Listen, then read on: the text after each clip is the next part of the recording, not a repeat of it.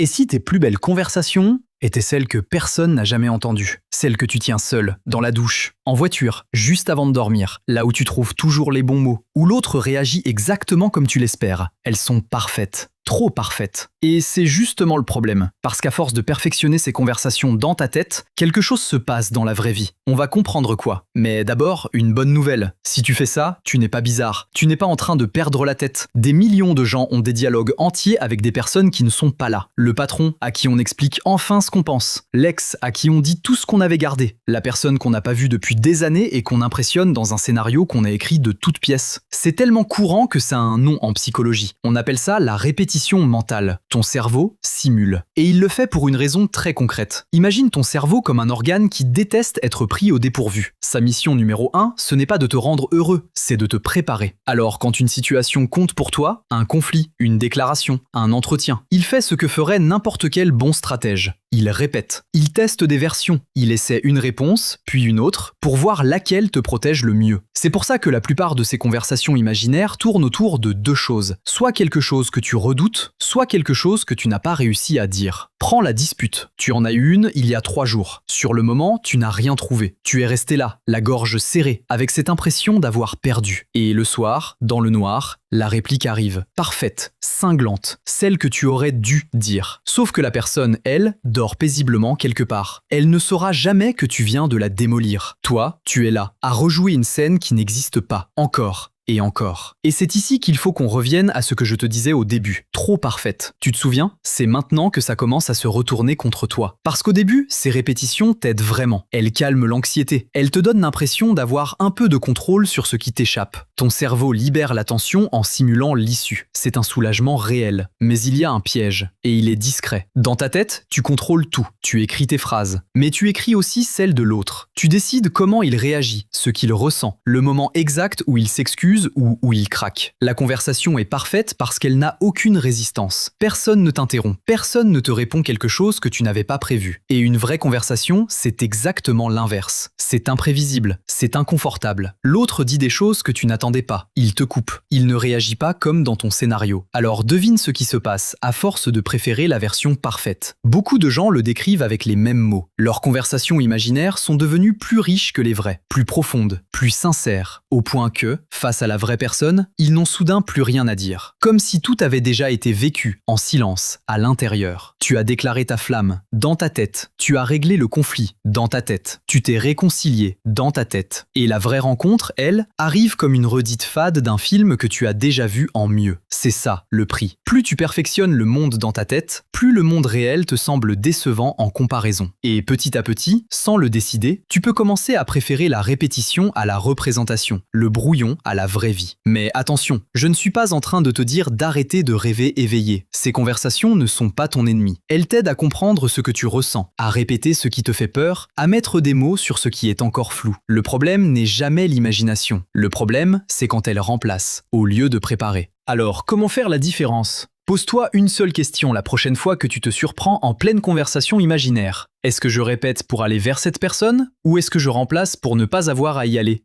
Si tu répètes ce que tu vas enfin oser dire demain, c'est un entraînement. Garde-le. Mais si ça fait 3 semaines que tu gagnes la même dispute dans ta tête sans jamais l'avoir dans la vraie vie, ce n'est plus une préparation, c'est une salle d'attente. Et tu es le seul à y être coincé. La bonne nouvelle, c'est que la sortie est simple. Pas facile, mais simple.